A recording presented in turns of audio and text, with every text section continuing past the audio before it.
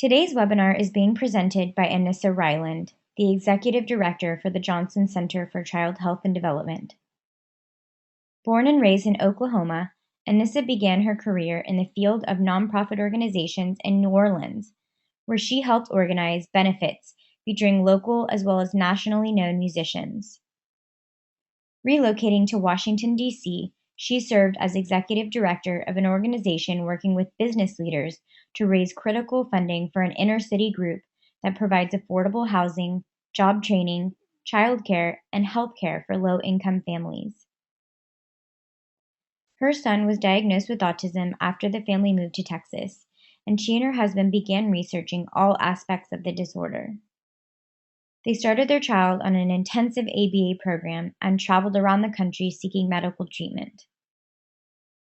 Prior to joining us, Anissa worked as the Director of Development and served on the board of directors of a Dallas, Texas school for early intervention for children with autism.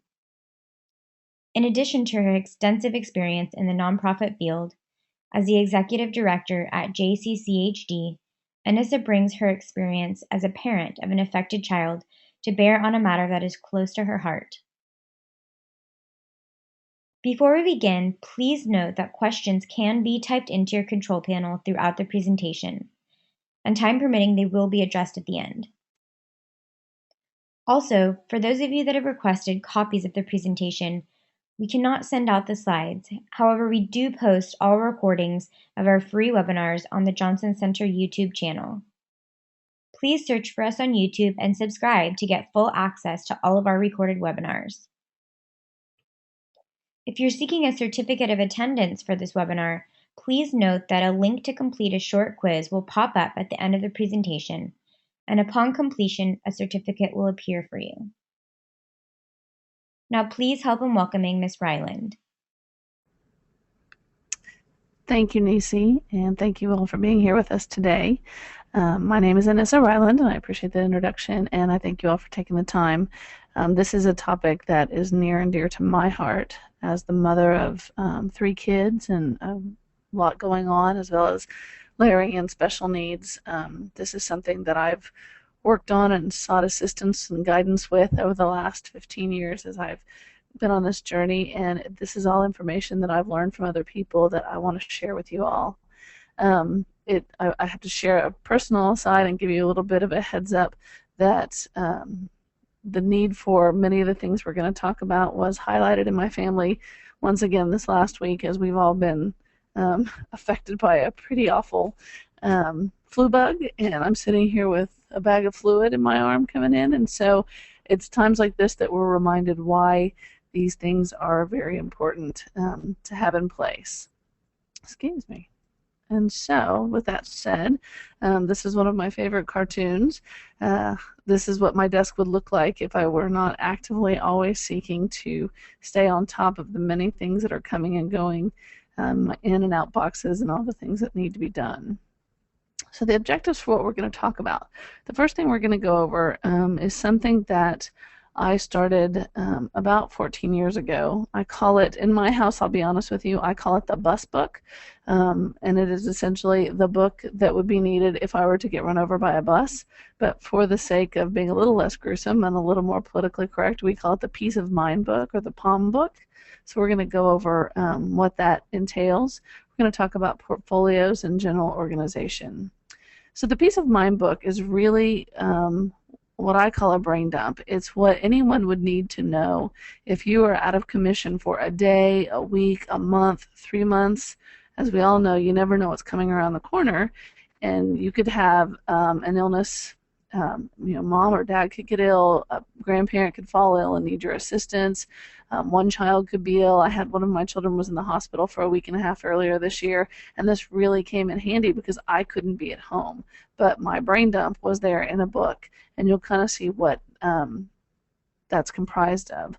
So this is the general gist of what would go into one, and this is obviously going to be something you might personalize for your family, but in general you're going to want all of these subjects, and we're going to go through these and talk about some examples of what that might look like. So first of all, front page, I like to have important numbers. This is what that might look like. You want to have, of course, your contact information. We all know from basic first aid 101, you want to have that information right there. So if you're in a panic, you forget, it's there.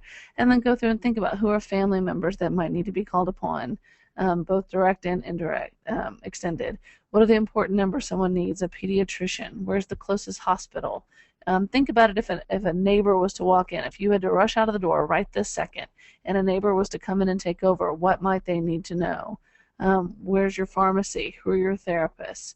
Who are your neighbors? Who are your babysitters? Who's your veterinarian? What's the number for poison control? Your health insurance? All of that information, have that kind of in one place to be referred to. Some supporting documentation that could go behind that page would be a copy of your health insurance card, front and back. You always need that anytime you go in. A copy of your prescription benefit card if that's different. Any vet insurance documentation, more and more people for their pets have this. Copies of relevant business cards for your pediatrician or anyone else. And then phone lists for any household members you might have. Who are the people they need to call if the toilet backs up or the lights go out? Who do they need to get a hold of? Sorry about that. So keep going here. So next would be vital information, and this was something I actually just recently added. The one thing we've been very fortunate, I don't have a child that's a wanderer, but I know that there are many who are, and all children honestly are at risk at some point. And so one thing we put together a couple of years ago was a brochure we hand out, and we're happy to send to anybody that calls and asks for it, is a vital child information brochure, but you can get these from your local police departments, things like that. It's any information a first responder might need if your child were to go missing. And tragically that happens in our community. There's a really devastatingly tragic case going on right now up in Brooklyn, I believe. And so this is information you would want to have at your fingertips at a moment's notice if you need it. So you might consider making a flyer or having one of these brochures in your book that contains your child's current stats. What is their weight, their height, their hair color? And I know these are things you could tell someone, but in that panic moment, that might be challenging for you. A current photo of your child is something that a first responder is going to want to need if they go missing right away. Fingerprints often go in these brochures. Any medical alerts that they need to know about, and crucial information for first responders. Is your child verbal or nonverbal?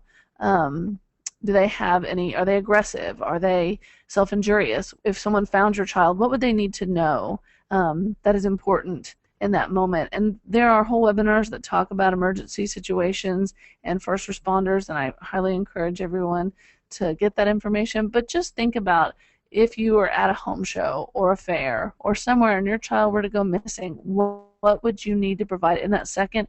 And keep that there so it's handy and at your fingertips to either call or go grab and hand someone.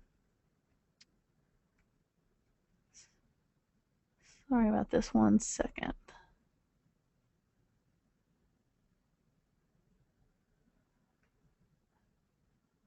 My computer's frozen up. Just 1 sec.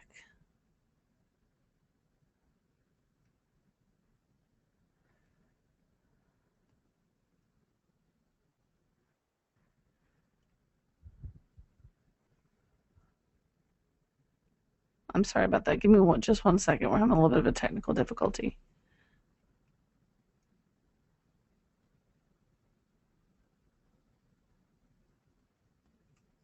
There we go. Okay, so our next section is going to be our daily schedule. And again, this is something that, think about what you do in the course of a day and put it on paper. And again, this seems, a lot of it is details that you really have to stop and step back and forget what you know. So if a total stranger was walking in, what would they need to know about your child or your children or your family's day?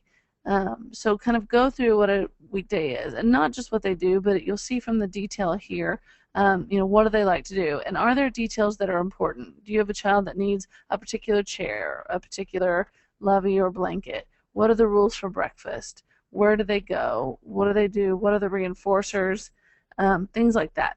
So kind of break that down for someone. If it's different on the weekends, give that information. So for example, here we say weekends we have a more open schedule, but an important thing is in the morning sit down and write out the to-do list so that your child is aware. So think about your daily routine and put that down on paper. What are some activities for free time that you frequently do? So again, if grandma's come in because you're in the hospital and it's Saturday afternoon, what can she do? Provide some of that information. Some of the supporting documentation for this section could be a copy of those schedules, directions to any places you've listed or maps, more information or brochures on those preferred activities.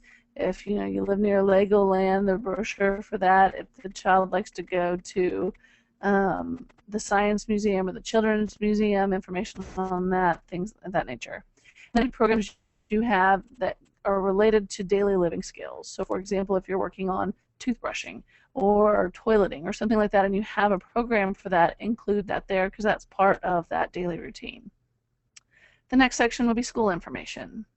So here you're going to provide general school information. Where do your children go to school? What are the schedules? Do they take their lunch? Do they buy their lunch? Do they have after-school activities? Who's their homeroom teacher? And what is their contact information? So again, if it's the middle of the week and you get called out somehow, someone can step in and keep that routine going. Some of the supporting documentation for this section would be, again, a copy of their school schedules, a copy of report cards, relevant tutor information if you have a tutor or an aide, a copy of your current IEP, which will spell out some of those things we've talked about, a map to their schools, a contact list for any additional teachers, and if you've got the homeroom on there, particularly if your child's middle school, high school, as you know, they have several different teachers, you might include that. So if the caregiver needs to email a teacher and say, hey, what is the homework for tonight, or this is going on at home, and particularly if there's something that's going on if you're in the hospital, you've had to travel or something of that nature, you're going to want to give the teachers a heads up that the normal routine has changed. And if you have an advocate or anyone that helps you with your IEP or your school management, include that information as well. So our next section would be therapy information. If your child's in any particular therapies, ABA, speech, OT, music, anything like that, include that information. Who are the therapists? When does he go? What are their cancellation policies? Clearly, if someone's employing the use of this book, that might come in handy. Any quarterly reports or goals. And then think about what are the day-to-day details. Do you walk in with them or do they go in by themselves? Is a caregiver expected to go into the therapy or wait outside? Is there a particular reward or reinforcer they get at the end of that therapy? Those are the little details that can keep a routine going successfully in a time of crisis. So include that information there. So again, more your ABA therapist, when are your team meetings, what's their cancellation policy. If you have any state support, in Texas, for example, they're called MHMR caseworkers. Who is that person? If you have a regional center advocate or someone like that, include their contact information. Now, there's more information, obviously, than you're going to be able to include here that is needed, and we have a file cabinet where all that information is kept, and you can refer to that at this point and just say refer there for more information. If you have a friend or a family member who is particularly involved in your child's therapy or your child's life, include their contact information here again so that someone could refer to them if there's questions. Supporting documentation for this section could be a copy of any current therapy reports, including their programs and goals, a list of resources to learn more about those therapies. And I think this is a great thing, and I know ARI has some great resources on their website. I'm sure there are some other great sources, but think about if you were, for example, to have to go into the hospital for 3 months, worst case, let's say you're not going to be there, and so your sister or a friend or someone is stepping in your place and they're shuttling your children to ABA and speech and OT, they're probably going to want to learn a little more about that. And so, and if, heaven forbid, worst case scenario, you're not there for an extended period of time, you really want them to understand why they're doing that and why this is so important so that they maintain that schedule. So you might keep a resource list of any place they could go to learn more about the particular therapies you're doing with your child. Any referral letters or prescriptions that could come in handy if if an insurance issue comes up, a school issue comes up, they've got those handy. How you pay for those therapies, if it's done daily, if they're billed to insurance, if you submit for reimbursement after the fact, perhaps including an insurance reimbursement form, and then copies of their most current assessments. So if they need to pull those out or they're changing providers or something happens, they have those handy. So next we're going to go on to medical information, and I do want to pause here for a second and just say that, as Nisi mentioned in the beginning, I know I'm throwing a lot at you, and I'm sure if you're jotting notes, we do post this on our YouTube channel, so you can go back in a week and capture some of this information as you start to build this, so don't feel like you need to be writing everything down. In terms of medical information, you want to do just a general overview on the first page. Who's their pediatrician? What is the emergency number? A breakdown for each child. Kind of what to think about in this section is what are the questions you're asked when you go to the emergency room. They're going to ask when they have their last physical. Do they have any allergies? Do they have any dietary restrictions? Any medication allergies? What are their past surgeries and hospitalizations? Are they vaccinated? What medications are they currently taking? And including supplements. So include a general overview here so that, again, if they're in the emergency room, they have access to that information. Now this is really important. You might include a medication and supplement schedule here, or you should include a medication and supplement schedule so they have access to that information. Any current treatment notes, so if someone's taking the ER and has to say, hey, they're taking B12 shots or they're taking this medication, they have that information. If they have an allergy, you want any documentation you have to support that. Obviously the insurance information. Any recent lab assessments that you might have that could be helpful.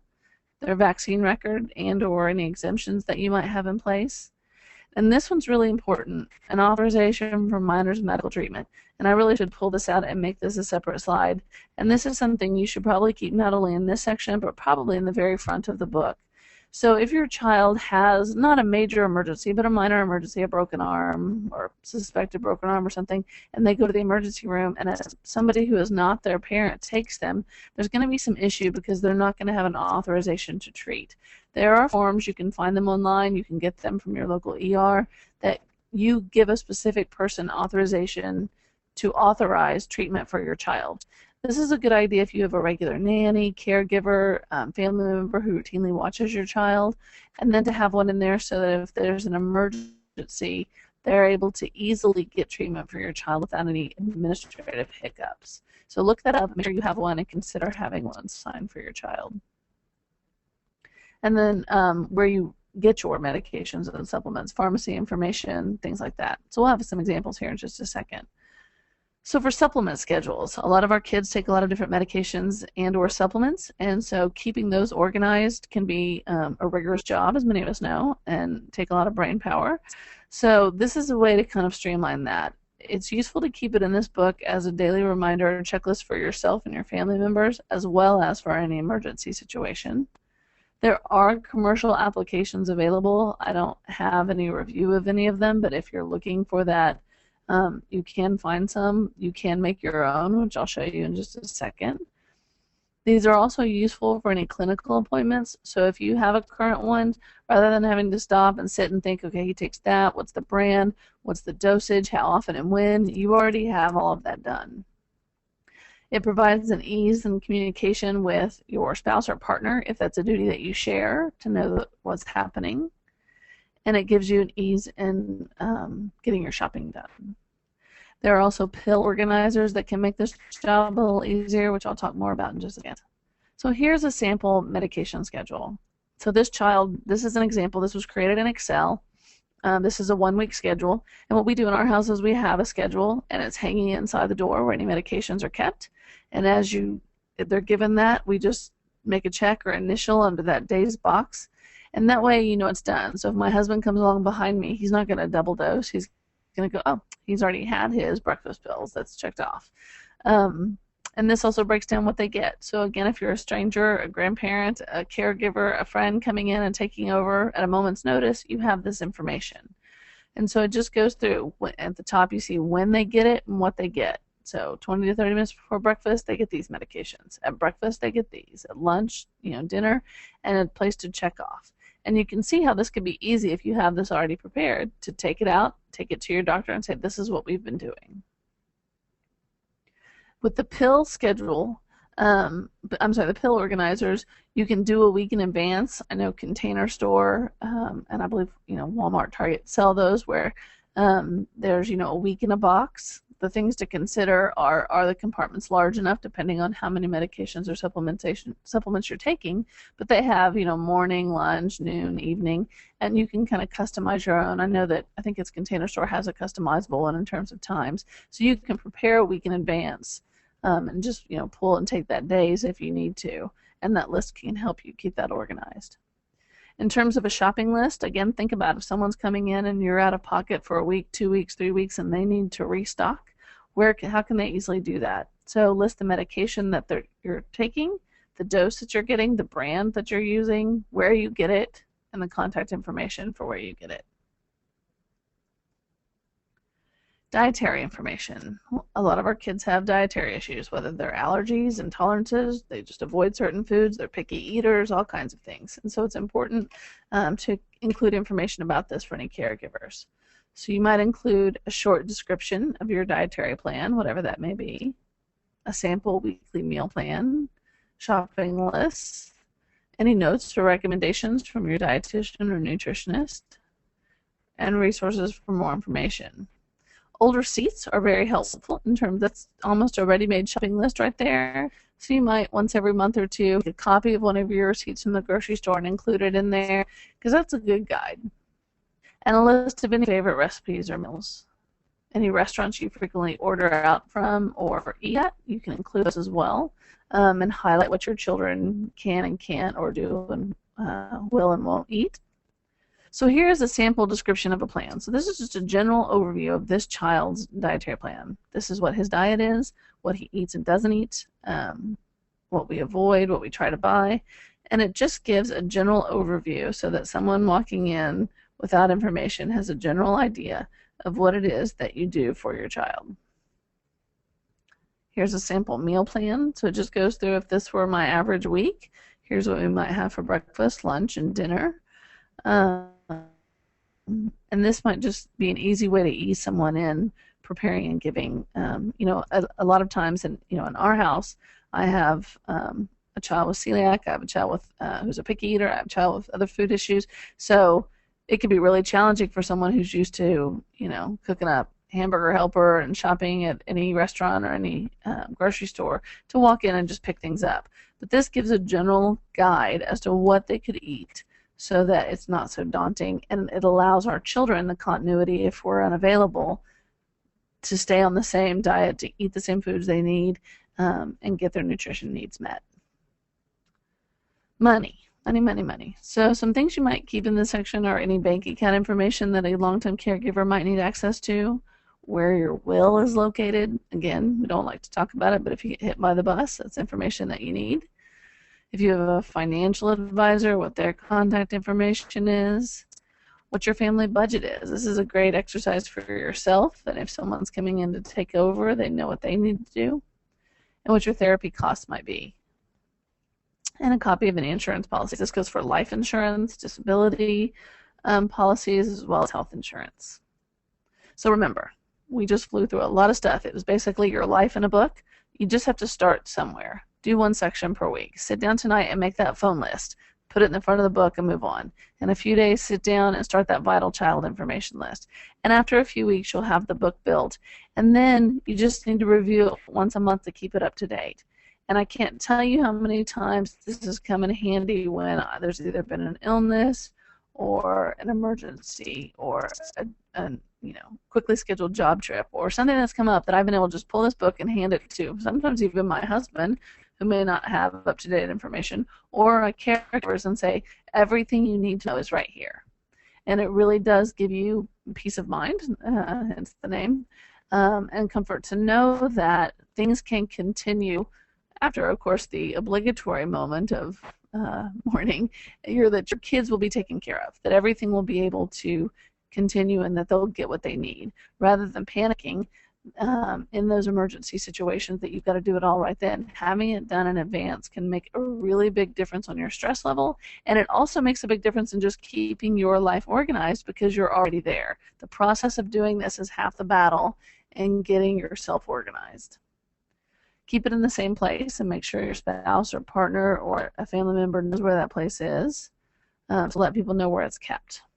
So I'm happy to, if you have questions about the Peace of Mind book after this, I'm happy to go back and provide information, answer questions if you have at the end, or you're welcome to send us an email. But as I said, this will be posted on the YouTube channel, and you can go through and watch sections that are relevant as you make your own book. Next, I want to talk about portfolios. Now, a portfolio, a personal portfolio is a collection of items, documents, photos, things that tell a story and give an overview of a person. It's a tool to introduce your child to someone who might be working with them, as well as a way to introduce your child into new peer situations. So those are two different things. There's a portfolio for professionals, so if your child is going to have a new therapist or a new speech therapist or a new teacher or a new occupational therapist, anybody like that who might be starting to work with them, it's a way to introduce them to that person. If you make a peer, with a way to introduce them to a class or a new group of peers, and we'll talk about the differences there in just a second. There's also an assessment portfolio. This is more functional. It's kind of the functional information that teachers, service providers, caregivers would need. What are their past assessments? Have you had a neuropsych evaluation or an ed psych evaluation or an OT or a speech evaluation? Keeping all that one place so all that information is ready for those providers to look at. It's geared toward people starting intervention programs with your child. I want to talk a little bit about the student portfolio. This is the one I talked about for peers. So if your child is going into a new class, a new social skills group, a new after-school activity, and particularly if your child is nonverbal or isn't able to communicate more about themselves to those peers, it's a nice way to introduce them to your child. So this is really targeted toward new classes, teachers, classmates, and we had a colleague here who made one for his son was moving to a new school mid-year, and they made this cute little book, and it was kind of all about Alan, and it was everything this child liked to do, what his family was like. It gave the kids context and things to talk to him about. They knew he had a dog. They knew he liked to play with his dad's guitar. They knew he didn't like it when people whispered in his ears. So it just kind of gave them some background information on him. It should be child friendly. Think of it like a children's book, pictures and graphics and things like that. So for any of these portfolios, here's a list of possible contents. So really think of it, you're making a book. So you want a little sign-in sheet. So anyone that reads it can sign in and tell you they've read it. A summary of your child, a summary of your family information. If it's for professionals, any educational history, letters from friends and family, pictures, samples of their art, and any pertinent records if it's for professionals. So here's a little bit, some examples of what this might be. So first, you want to determine your purpose. Is this going to be for professionals, psychologists, teachers, caregivers? Is it for the students? What is the purpose that you're doing? Write out what you want to include. Create folders to organize that information, to put the art in, the assessments, all that, letters, things like that. Put it all together. Seek input from other people that know your child. Get different perspectives, because everyone has different perspectives. And I will tell you that I've had many people tell me they've been surprised when they've done this, when they've asked therapists or teachers or friends to write a little letter, almost like a letter of recommendation if you think about it. They've been surprised at the strengths and the things that people have seen in their child. Not that they didn't necessarily see it, they were just surprised that other people saw it as well. Then you put it together. So for an evaluation, then you want to evaluate. Does it tell the story you want it to tell? Is it accurately representing who your child is? Is it readable and organized? Does it stand on its own? You don't want things in there that need explanation, because the idea is you can hand it to a teacher, she can share it with her colleagues, and they have good knowledge on who your child is. You don't want, it's not War and Peace. It has to be something they can easily read on a break.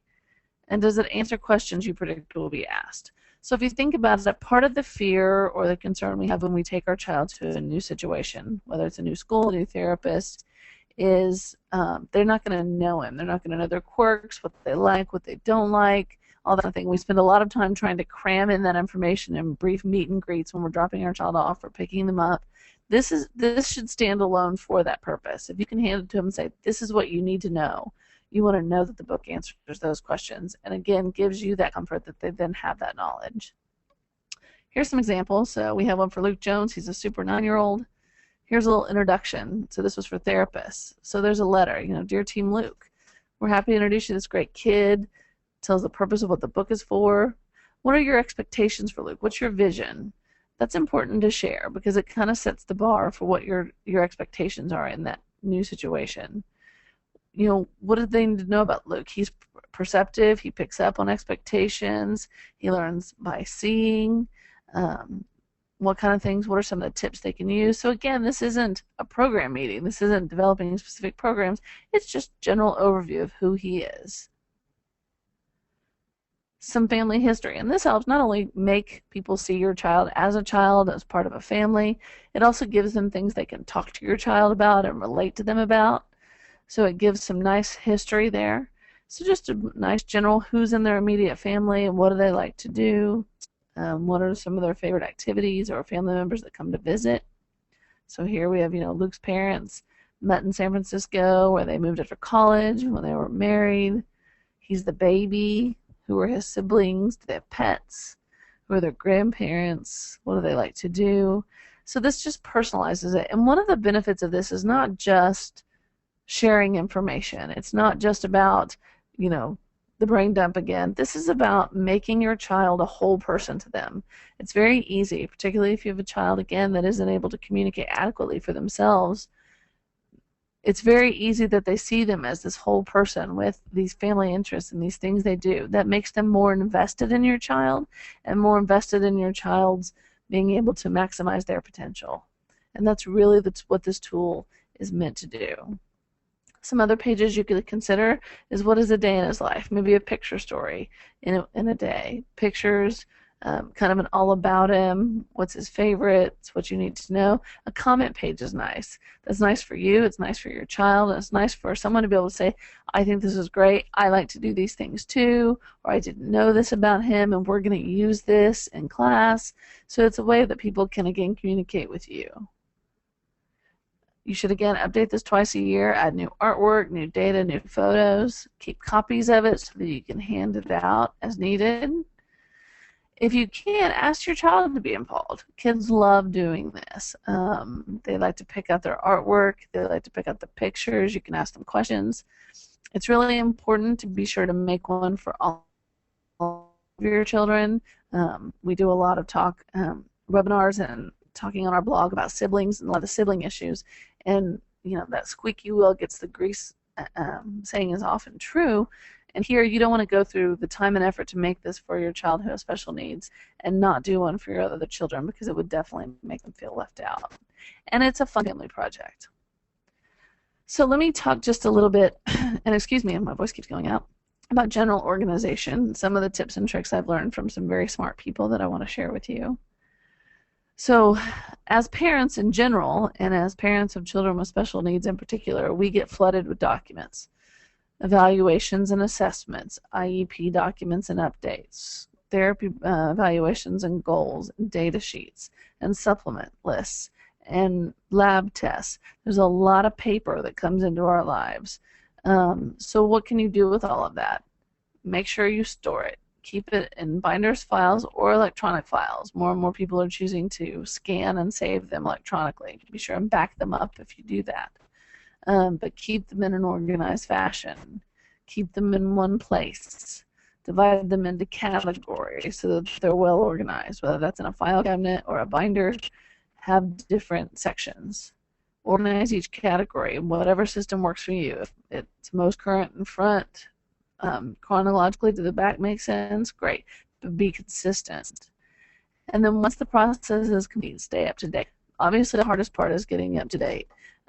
Once you've done that, scheduling time, and I honestly schedule it on my calendar. Sunday afternoons at 5, the last Sunday of the month, is meant to sit down and update. It may be that you have to make a date with yourself to do it, but if you do, it's a lot easier to manage. Family calendar is one tool that can keep everybody on the same page in that same vein. So you need to decide what works for your family. Is an electronic calendar what's going to work best? Is a calendar hanging on the wall? Whatever it is, decide what works. Schedule time to update. This is really important if you have a partner or a spouse that you're sharing information with. as your kids get older and are going different directions, it gets chaotic, and you want to make sure you're dividing and conquering and not duplicating one another's efforts. So making sure everyone's on the same page is really important. So if you can schedule a time once every 2 weeks to sit down with your partner or spouse or caregivers that help you and say, okay, what's coming up? Let's get it on the calendar. Let's decide who's going to do it and how this is going to work. Make sure the right people have access to that calendar. Obviously, you and your spouse or partner, any caregivers that might need information, if you have a nanny or a family member that helps you, make sure they have access. Kind of check in with it daily and make sure that you're up to date. Any regularly scheduled events, add them as soon as possible. If you have therapy scheduled or after-school activities, go ahead and get them scheduled in for the foreseeable future. And book early when possible. One of the best things anybody ever told me is, when you get the opportunity, when you're leaving the dentist, the doctor, the hair salon, wherever it is, and they say you want to schedule now, always say yes. Because once it's on your calendar, A, you're more likely to do it. Even if you need to move it, having it there as a placeholder makes it far more likely you're going to do it. When you leave it just hanging out in the ether and you say, oh, I'll schedule my, annual OB/GYN visit when the time comes around, chances are very likely that's going to keep getting put down to the bottom of the list. But if it's already there, you're going to prioritize it. Same thing with scheduling your car maintenance or your vet appointments or your children's annual doctor's appointments, anything like that. Get it scheduled as soon as possible.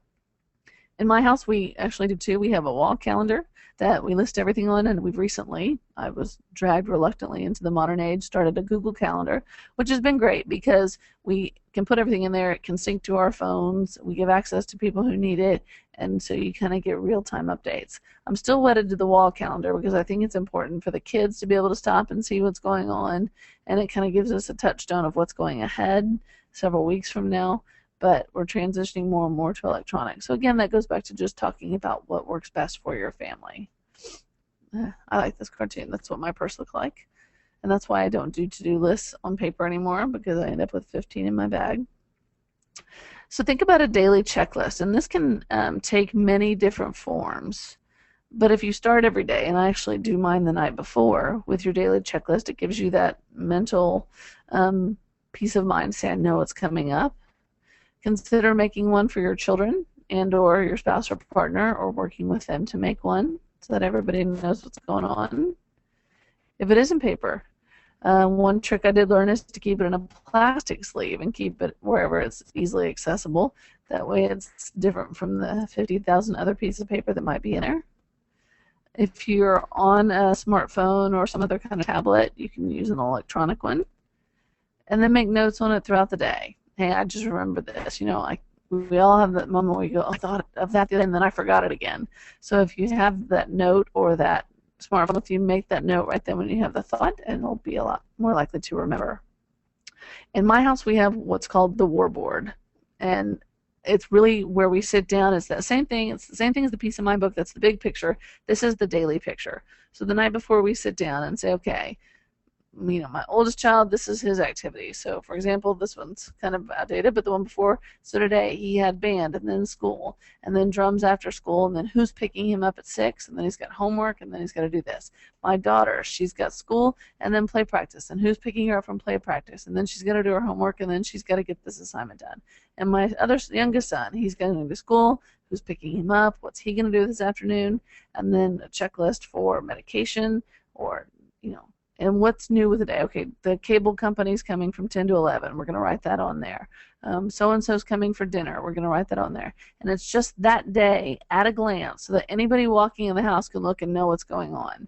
And I actually take a picture of it every night and email it to our sitter so that she knows walking in what she's walking into. She's got full information of what's going on, what the expectations of her are, and where she needs to be and when.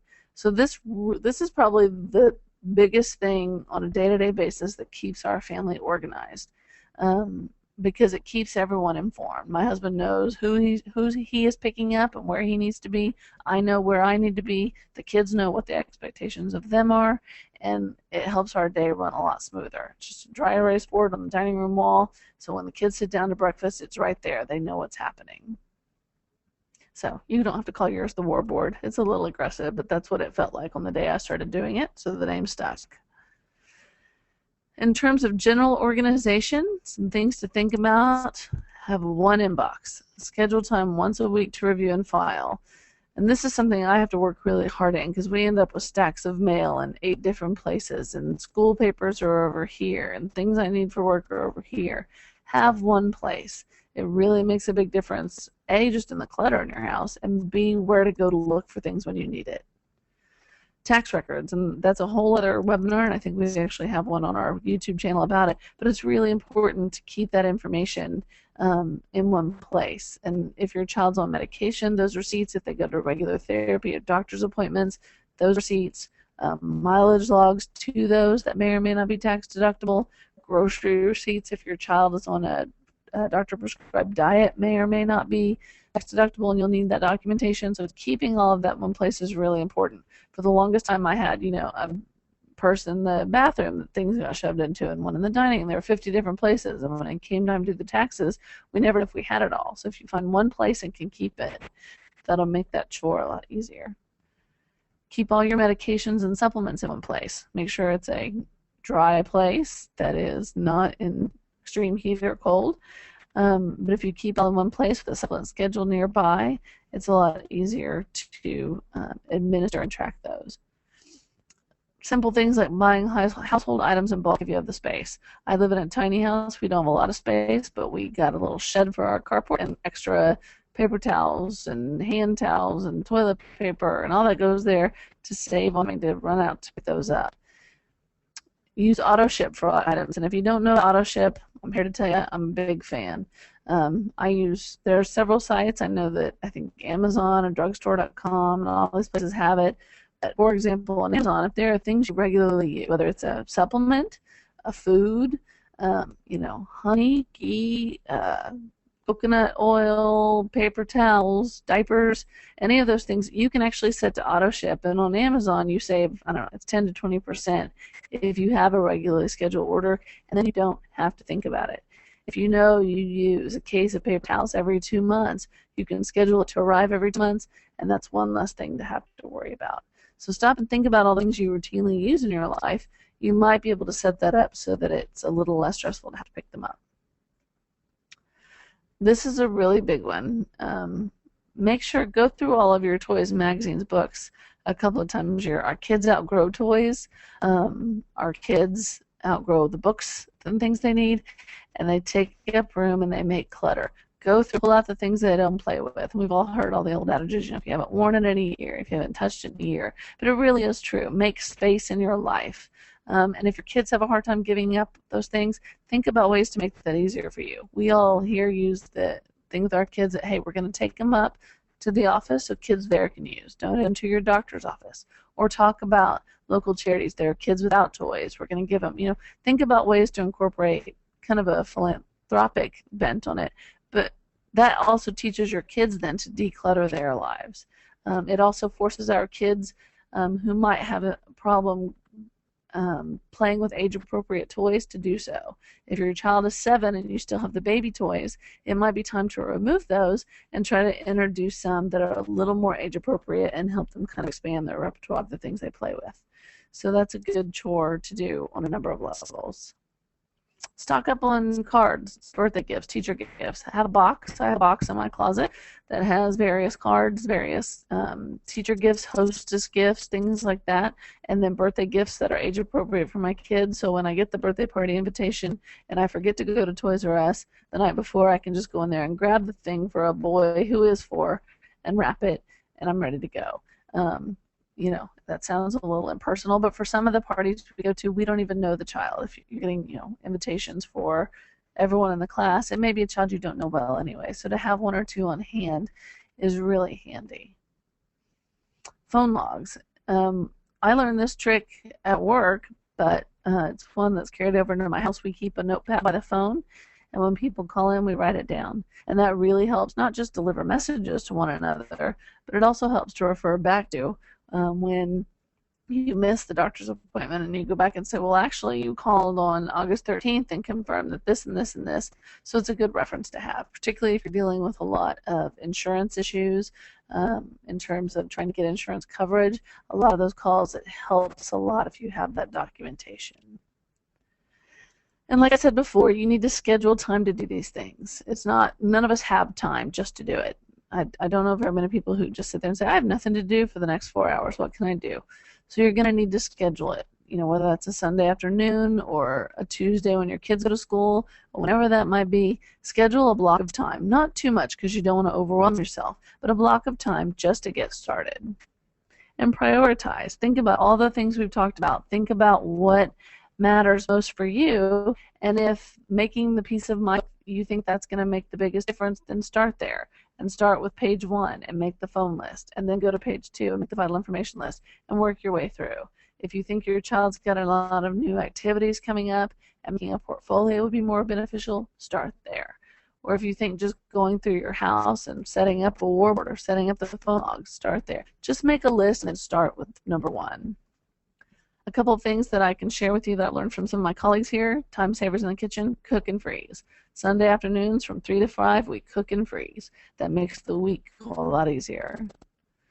That also makes it so that you can plan and prep meals a week in advance, and during the week you can just pull them out. You can pre-pack some of your lunches, some of those things that are not perishable. Make 5, stick them in it, and you just got to pull it and add the perishable items. If you have a friend or a family member who has similar food issues, dietary plans as you and your family, you could do meal swaps. Once you're cooking, it's almost as easy to cook for 8 as it is for 4. So if you make double the amount and deliver it and then return the favor, that cuts down the time you're cooking. Keep a staples grocery list. What are the things you always buy? Have a list, copies of it, with those things on top that you can check off, and that way you're going to put this back on the declutter page. But I like this. How can you get organized? Don't buy stuff. And one of the best things I think I've learned in the last couple of years is to look at something, and something my mom told me for years, but unless I absolutely love it, I don't buy it then. If I still want it a week later, I'll go back, but don't buy things on impulse. And it's a good thing to teach your kids. We kind of have a delayed gratification rule in my house. And so there's something you really want. If you still want it next weekend, we can talk about it, and maybe you can spend your allowance on it. We make a lot of impulse purchases that end up cluttering our house. And so being able to whittle that down helps a lot. Remember that this is a process, not a product. It's ongoing. It will forever be ongoing, particularly when you have children in the house. Plan first, then buy what you need. This also falls under the don't go to the grocery store hungry category. If you decide you need organization things, shelves, bins, baskets, anything of that nature, check out Craigslist, FreeCycle, things like that. These aren't things people are always, particularly after the new year, everybody's resolution is to get organized. In February, it's time to buy exercise equipment and organization stuff.